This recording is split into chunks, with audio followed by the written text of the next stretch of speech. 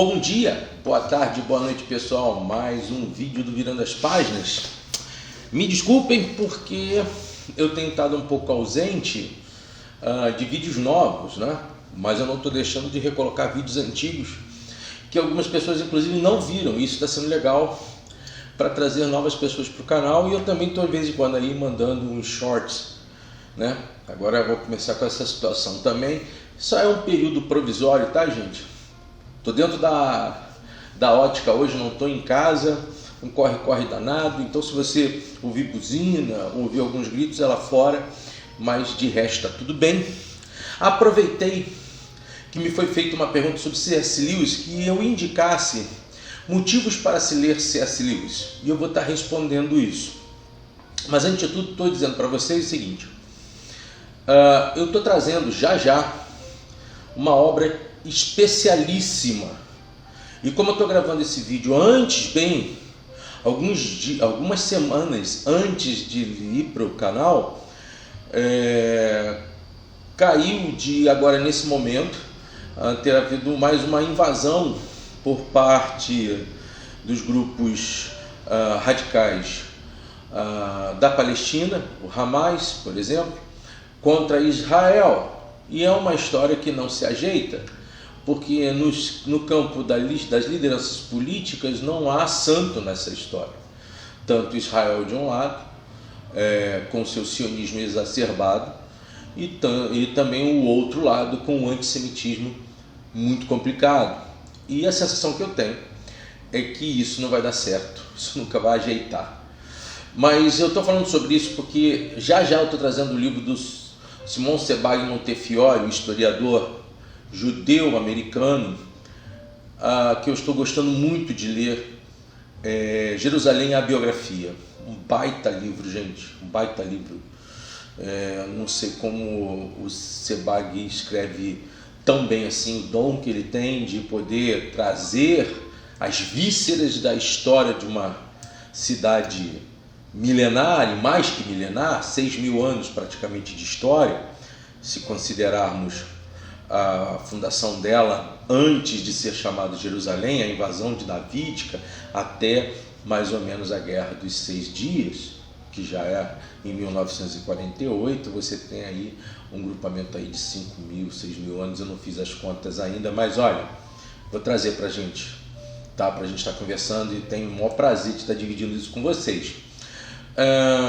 Antes de tudo, não se esqueça, se inscreva no canal, curta o vídeo e, se possível, compartilhe para pessoas que gostam da literatura, porque a gente precisa aumentar cada vez mais não só o número de pessoas que sigam esse canal, mas superar os algoritmos do YouTube.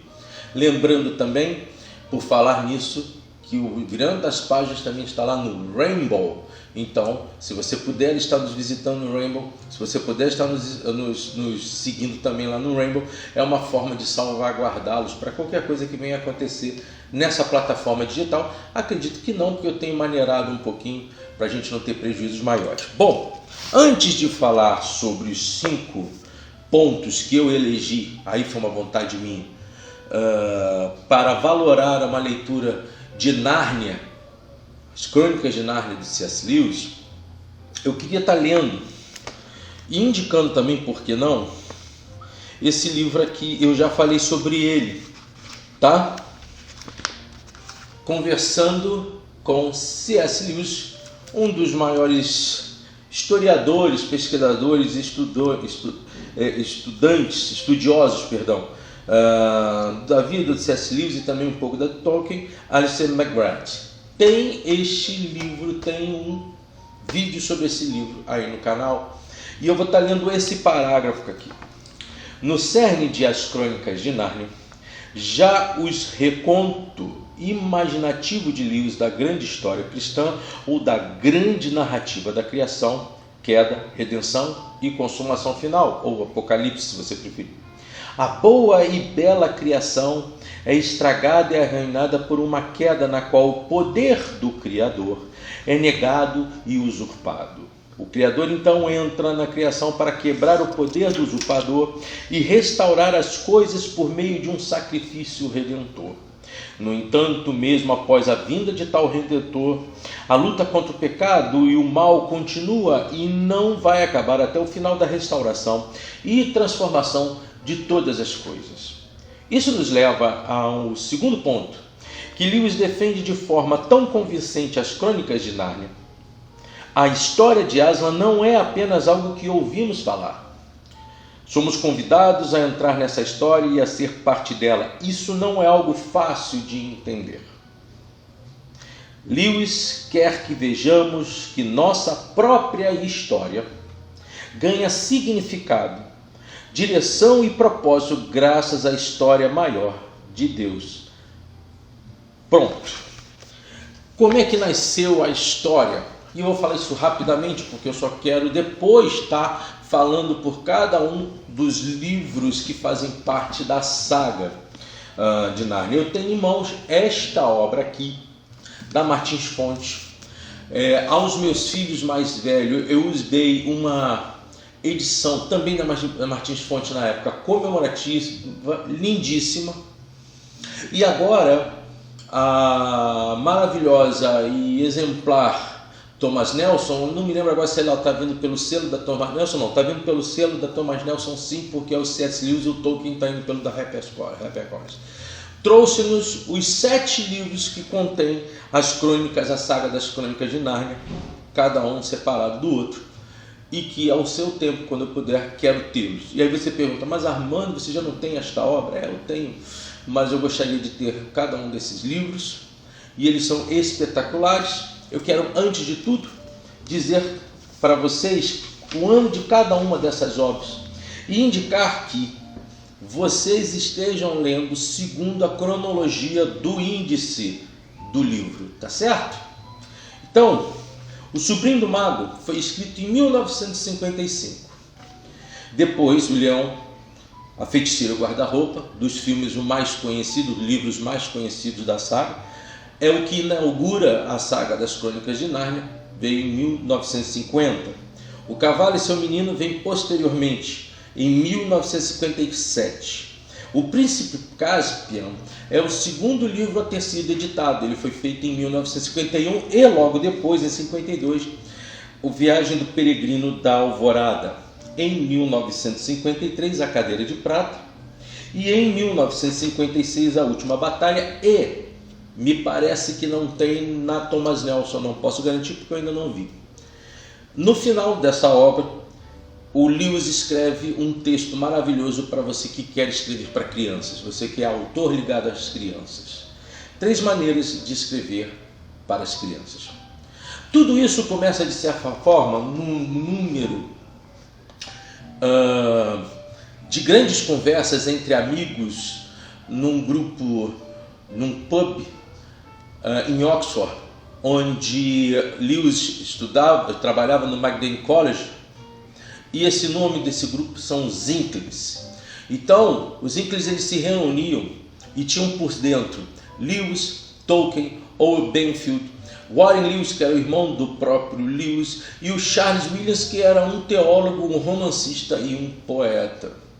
As conversas se davam de uma forma muito efervescente sobre vários temas, desde a filologia que Lewis e Tolkien tanto amava, as tramas nórdicas, os contextos ligados àquilo que vai ser feito no A Árvore e a Folha, e os incentivos literários um para com o outro na construção de obras, e se o Tolkien recebe de Lewis o apoio para a criação do Senhor dos Anéis e um grande elogio ao Hobbit, Lewis acaba por fazer Nárnia, as Crônicas de Nárnia, em homenagem inclusive ao Tolkien, que não gostou do livro, porque ele entendia que havia mistura dos mitos históricos de cada cultura, e ele não gostava das fantasias voltadas para crianças.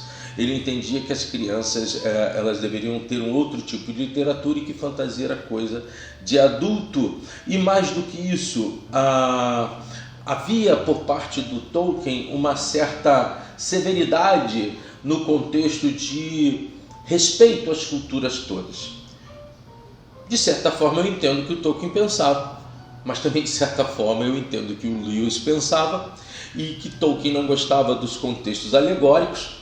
Para Tolkien, prestem atenção, para Tolkien, um personagem é um personagem, ainda que você tire dele pontos que apontem para uma outra noção, ou para uma outra pessoa, ou para uma divindade. Ainda assim, esse personagem tem vida própria. Se você quer saber um pouco mais sobre isso, eu proponho para que você esteja vendo uma obra que eu falei aqui no canal chamada A Árvore e a Folha. Ali no seu primeiro capítulo sobre a árvore e folha, ele determina e ele delineia a ideia de conto de fada. E é muito importante que você vá lá no canal ver isso. Eu até vou colocar lá no final do vídeo para que você possa já estar indo direto no Árvore e a Folha. Vale muito a pena que você veja isso. Então, os 5 pontos que eu percebo que são muito importantes e que fazem parte de toda uma construção das Crônicas de Nárnia, eles pautam principalmente por meio de uma ideia muito clara de um mundo mágico e de uma profunda imaginação na construção da saga, e que ela vai se convertendo ao seu corpo segundo os anos das escritas de todos os livros que fazem parte da saga Nárnia. Sendo assim, o que você, quando você se tem diante da literatura de C.S. Lewis dentro de Nárnia, eu, inclusive, licença, eu quero fazer um agradecimento em especial ao meu querido Ronaldo Leme Louro, que eu não o vejo já faz muito tempo. E ele me incentivou a leitura com um livro do C.S. Lewis, que está ligado à trilogia cósmica, Perelandra, que foi o segundo livro da trilogia cósmica. Passei a ler muito diferente do que os outros fazem. O meu primeiro livro de Lewis, a primeira saga que eu li de Lewis não foi a Nárnia, foi a trilogia cósmica. E depois sim, passei para a Nárnia e passei para os livros mais críticos, mais adultos do C.S. Lewis. Ronaldo, não te vejo há muito tempo. Soraya, um grande beijo. Eu agradeço muito o ser leitor que você incentivou em mim. E eu estou aproveitando para falar isso aqui para você. Agora, voltando aqui, essa construção, a ler Nárnia logo de cara, você entende a mente do C.S. Lewis. Ele é um livro propriamente qualificado para uma família inteira lê-lo. Eu tenho um colega meu que começou a ler esse livro para o seu filho quando ele tinha 7 anos. E em cada ano ele lia uma das obras. E ele terminou lá no final, com o filho fazendo 14 anos, ele fechou o ciclo de Nárnia, e ele diz para mim até hoje que ele criou o caráter e personalidade do seu filho a partir dos temas abordados por C.S. Lewis. Tá certo? Então, você tem reinos, você tem propósitos, você tem o caminho do herói ao inverso, de certa forma, você tem as propostas não apenas de um mero mundo mágico, mas você tem uma leitura que te cativa muito. E sempre uma ideia de tempo e espaço de Lewis, onde, assim como você tem isso lá em Perelandra, na trilogia cósmica, você também tem dentro da saga de Nárnia tempos paralelos, o que nós somos aqui e o que podemos ser por trás do armário. As visitações são maravilhosas e ao mesmo tempo são amplamente angustiantes em alguns temas. Segundo ponto que eu acho interessante são os valores e mensagens atemporais do livro. É especialmente interessante a você a criação de uma cultura do certo e do errado. Nós vivemos hoje uma sociedade explorada por um subjetivismo daninho e danoso, que faz com que, ainda que você tenha a independência do pensar por si mesmo, te dá uma certa, uma frágil ideia de que você é livre das coisas e que você é livre de todos os valores. Muito pelo contrário. Se você está aí hoje é porque existem valores absolutos, construtos, fortes o bastante para sustentar uma família que trouxe você ao mundo. Se você não teve isso, é porque justamente a proposta da história da sua família foi o contrário disso tudo. Mas isso não quer dizer que você não possa se apoderar dessas situações para se fazer uma pessoa cada vez mais madura, cada vez mais forte e ao mesmo tempo compreendendo as suas fragilidades. Então, nesses textos você vai ouvir falar sobre fé, sobre carinho, sobre amor, né? E principalmente o contexto das batalhas, onde elas nos mostram, seja lá no início, na batalha que passa em O Armário, o Leão e a Feiticeira, como também lá no final, a última batalha. Você tem todo um sentido de que as pessoas devem conquistar as suas coisas, mas de forma corajosa, porque elas não nos chegam fácil. E que há justiça dentro de todo esse critério e de toda essa elementação. Isso precisa ser absorvido. O segundo ponto, que me parece muito importante, são aí sim as condições mais claras dos aspectos voltados aos seus personagens. Então, sejam eles a Polly, o Diggory, seja a Suzy Pevensey, seja o Estáquio, seja a Jill, seja os irmãos, né? Já falei numa delas, mas seja o Edmundo, o Pedro, todos eles são Túmulos, todos eles, Aslan, porque como é que eu posso esquecer de Aslan, né? E também a própria feiticeira, todos eles, eles têm um símbolo a ser compreendido, né? Você tem, por exemplo, na batalha, o último livro, a batalha final, você tem um burro confuso sendo levado por um macaco cujo nome dele é Manhoso e que falsificam a deidade e por meio disso enganam as pessoas em Nárnia e até as convencem. Isso é muito importante, da falsa religião, que é capaz de instigar você ao metafísico e manipulá-lo segundo os propósitos não de um Deus vivente, não de Aslan, mas daquilo que se quer angariar na relação com o outro. Então, a Rainha Jades, por exemplo, falei feiticeira, que é uma feiticeira também, mas a Rainha Jades, ela tem aquela complexidade do mal, mas não é um mal horrendo, é um mal bonito, é um mal que conquista pela sedução, é um mal que conquista pelas estruturas de negociação e é um mal que conquista pelo poder e pelas ameaças. Por fim, a narrativa ela é acessível tanto a crianças quanto a adultos, porque ela ensina os dois. E eu convido a você para estar lendo esse livro a partir dessa perspectiva. Você verá como a sua proximidade com seus filhos será maior e a sua integridade reflexiva também será. Porque outros temas que serão abordados por Lewis lá na frente, como por exemplo a abolição do homem, eles têm uma ambiência aqui em Nárnia. Nárnia nada mais é que a forma de um Lewis antes ateu e ascético e depois converso a questão do anglicanismo possa propagar o evangelho para as crianças sobre esses motivos mesmo alegóricos.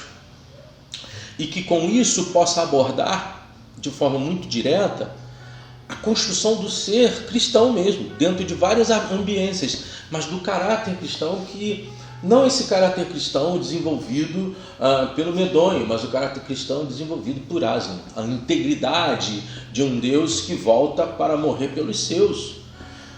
Aslan não apenas perdoa Edmundo, ele o salva da sua traição, que é representativa para todos os humanos, que os filhos de Adão e as filhas de Eva, mas que encarna a destruição de Nárnia.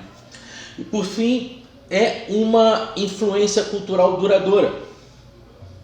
Eu não consigo olhar a vida muitas vezes sem pensar em Nárnia. Eu não consigo olhar a vida sem pensar nos personagens. Eu não consigo olhar a vida sem o contexto histórico em dado momento, mas muito mais o contexto ético que está apurado dentro do conceito de amizade. Felicidade, mas com responsabilidade, a dureza da vida e as conquistas, o pedir perdão, a restauração, a amizade, como eu digo, mas é uma amizade que leva-nos para uma integridade maior, né? Paravel e aquele grande castelo, aquela grande construção de Paravel, que mostra muito mais o altíssimo nível de crescimento do homem do que propriamente a soberba que está em Jades, e principalmente E eu não posso falar o final do livro, da saga. Mas um Aslan que ao seu tempo vai se comunicando e se transformando junto àqueles outros personagens. E esse caminho de quase 6 anos de passada das Crônicas de Nárnia, ele é apaixonante. Então aí, os 5 pontos que eu gosto de levantar. E eu poderia até colocar um 6º. Quem entende Nárnia, entende C.S. Lewis. Gente, muito obrigado. Um beijo de saudade, de abraço e de alegria a todos vocês. A gente volta já já com o nosso querido Sebag e Jerusalém, a biografia. Enquanto isso, a gente vai arrumando a casa para logo voltar ao normal, a todas as coisas, tá bom? Como eu sempre digo, supere-se, aprenda mais. Ler é bom. Virando as páginas, muito obrigado pela fidelidade, pelo amor, pelo carinho que vocês têm por esse canal, que não é grande em número, mas é grande em amor, em esperança e em construção. Até lá, gente. Obrigado.